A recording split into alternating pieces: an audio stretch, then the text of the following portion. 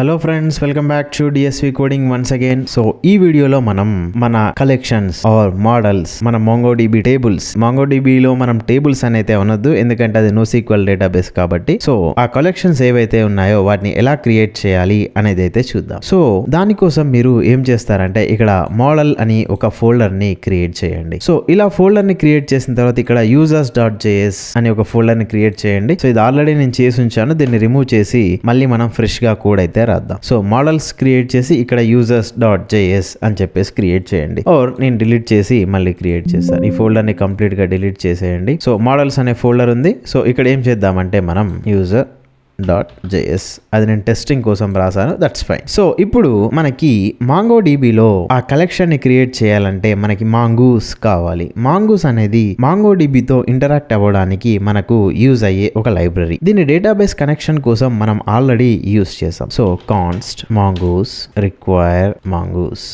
So ఇది fine. So MongoDBలో మనం నార్మల్గా ఈ క్రియేట్ చేసే ఈ టేబులర్ స్ట్రక్చర్ ఏదైతే ఉంటుందో దాన్ని స్పెషల్ గా స్కీమాస్ అని చెప్పేసి అంటాం. సో అలానే ఇప్పుడు మనం యూజర్ కి రిలేటెడ్ డేటాని క్రియేట్ చేస్తున్నాం కాబట్టి దాన్ని మనం యూజర్ స్కీమా అని చెప్పేసి అంటాం. అని నేమ్ ఇద్దాం, అండామని కాదు, నేమ్ ఇద్దాం. దీన్ని మీరు ఏ నేమ్ అయినా ఇవ్వండి, no problem. User schema new mongoose schema. So ఇది సింటాక్స్, ఇది మాంగూస్ వాళ్ళు ఇచ్చిన సింటాక్స్ మనం ఫాలో అవ్వాలి. సో ఇవన్నీ చూస్తుంటే నార్మల్గా ఎవరైనా ఫ్రెషర్ ఉంటే వాళ్ళకి వచ్చే ఒక డౌట్ ఏంటంటే, బ్రో రేపు నాకు జాబ్ వచ్చిన తర్వాత నేను కంపెనీలో జాయిన్ అయితే ఇవన్నీ స్క్రాచ్ నుంచి నేను చేయాలా అని చెప్పేసి అడుగుతారు. వాళ్ళకి డౌట్ వస్తుంది, ఎందుకంటే ఇంత స్ట్రిక్ట్ రూల్స్ నాకు ఎలా ఇక్కడ న్యూ mongoose.schema అని రాయాలి అని ఎలా తెలుస్తుంది అని చెప్పేసి అంటే. So first thing, in case మీకు ఇంత స్క్రాచ్ నుంచి రాసే ఛాన్స్ గనక ఇస్తే మీరు చాలా లక్కీ. బట్ అన్ఫార్చునేట్లీ ఇది ఆల్రెడీ డెవలప్ చేసి ఉంటుంది. ఆల్రెడీ ఎవరో ఒక సీనియర్ డెవలపర్ ఆర్ ఆర్కిటెక్ట్ ఇంకెవరైనా వాళ్ళు ఈ స్కీమాస్ కి రిలేటెడ్ కోడ్ అంతా రాసి ఉంచుతారు. సో మీరు చిన్న చిన్న టాస్క్స్ నుంచి like proper plain JavaScript code రాసే టాస్క్ మీకు ఇనిషియల్ గా ఇవ్వడం, అలా మీ ఎక్స్పీరియన్స్ ని బేస్ చేసుకుని ఈ కాన్ఫిగరేషన్స్, బేసిక్ అప్లికేషన్ సెటప్స్ ఇవన్నీ మీకు రావడం జరుగుతుంది. బట్ రైట్ నౌ మనం స్క్రాచ్ నుంచి ఒక అప్లికేషన్ ని బిల్డ్ చేస్తున్నాం కాబట్టి ఈ సింటాక్స్ ని మీరు ఎలా అర్థం చేసుకుంటారంటే, లైక్ ఎలా అయితే మనం కార్ డ్రైవింగ్ చేస్తుంటే ఒక పర్టికులర్ సెట్ ఆఫ్ రూల్స్ అయితే ఉంటాయి కదా.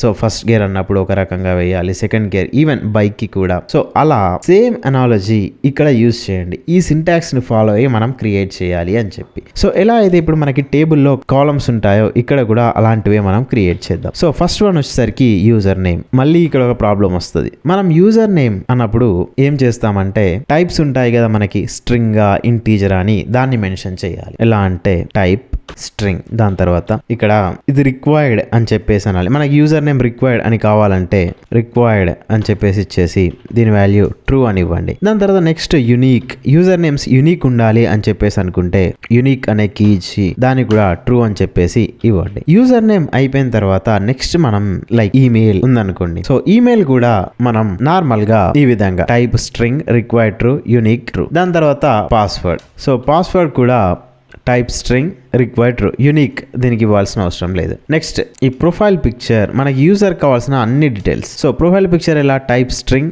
డిఫాల్ట్ ప్రొఫైల్ పిక్చర్ ఏముంది టైప్ స్ట్రింగ్ అని ఎందుకు ఉంది అంటే మనం MongoDBలో ఇమేజ్ ని స్టోర్ చేయడం కాకుండా మన UI డెవలప్మెంట్ కనుక మీరు చూసుంటే ఇమేజెస్ ని మనం ఫైర్ బేస్ కి అప్లోడ్ చేసి ఆ ఫైర్ బేస్ ఇచ్చిన URL ని మనం MongoDBలో స్టోర్ చేస్తాం. సో ఆ ప్రొఫైల్ పిక్చర్ కి సంబంధించిన లింక్ ఏదైతే ఉందో దాన్ని మనం ఇక్కడ స్టోర్ చేస్తాం. దాని తర్వాత బయో అని చెప్పి ఒక కాలం ఇచ్చాను. సో బయో అని చెప్పేసి టైప్ స్ట్రింగ్ డిఫాల్ట్. సో తర్వాత నెక్స్ట్ ఇంపార్టెంట్ థింగ్ ఏంటంటే ఫ్రెండ్స్. ఈ ఫ్రెండ్స్ అనేది ఒక యూజర్ కి చాలా మంది ఫ్రెండ్స్ ఉండొచ్చు కదా, అందుకే అరేని తీసుకుందాం. ఈ అరేలో మన టైప్ ఏమిస్తామంటే mongoose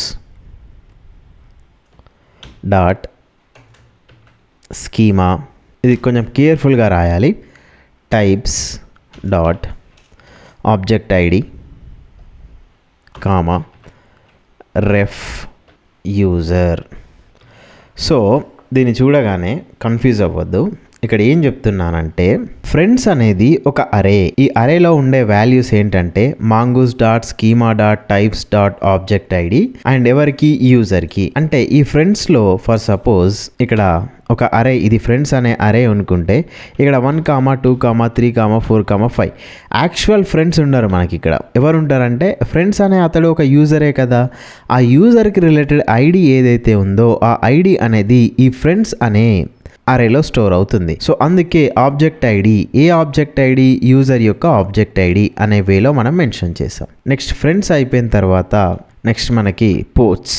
ఈ పోస్ట్లు ఏంటంటే యూజర్ అప్లోడ్ చేసే పోస్ట్ ఏదైతే ఉంటుందో ఆ పోస్ట్లని మనం ఇక్కడ రాస్తాం. సో ఇక్కడ కూడా టైప్ ఏంటంటే type mongoose dot schema dot types dot object ID and next మనం రెఫ్ ఎవరికి ఇస్తాము అంటే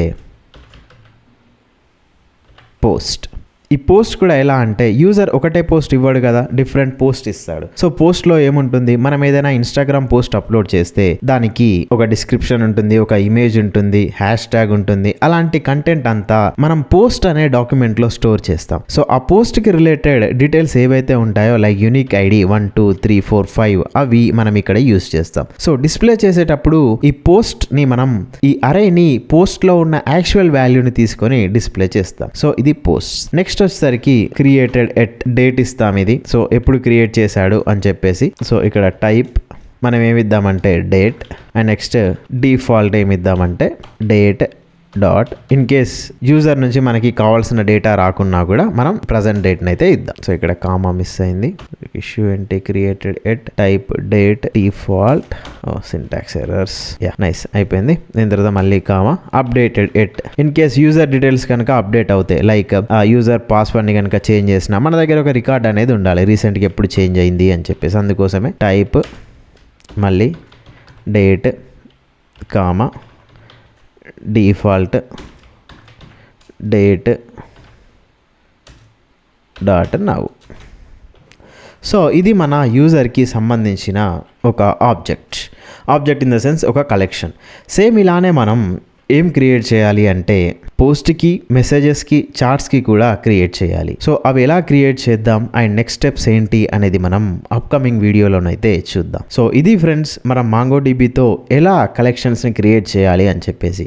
నాకు తెలిసి మీకు కన్ఫ్యూజన్ ఎక్కడ ఉంటుందంటే ఈ రెండు ఫ్రెండ్స్ అండ్ పోస్ట్ దగ్గర ఉండొచ్చు. సో అందుకోసమే నేను ఇక్కడ వీడియోనైతే పాజ్ చేస్తున్నాను. సో మీరు ఇది ఒకసారి చూసి ఇది క్రియేట్ చేసి అప్లికేషన్ని రన్ చేసినప్పుడు మళ్ళీ మీకు ఎలాంటి ఇష్యూస్ అయితే రావద్దు. ఈ విధంగానే మళ్ళీ app is running with nodemon, database connected అనే మెసేజ్ అయితే రావాలి. సో అది ఒకసారి ప్రాక్టీస్ చేయండి అండ్ దీనికి కనుక ఏమైనా డౌట్స్ ఉంటే మన కామెంట్ సెక్షన్లో మెన్షన్ చేయండి. సో ఇది ఫ్రెండ్స్ వీడియో. ఈ వీడియో కనుక మీకు నచ్చితే ఖచ్చితంగా లైక్ చేయండి, షేర్ చేయండి అండ్ మన ఛానల్ని తప్పకుండా సబ్స్క్రైబ్ చేసుకోండి. Thank you for watching. Have a nice day.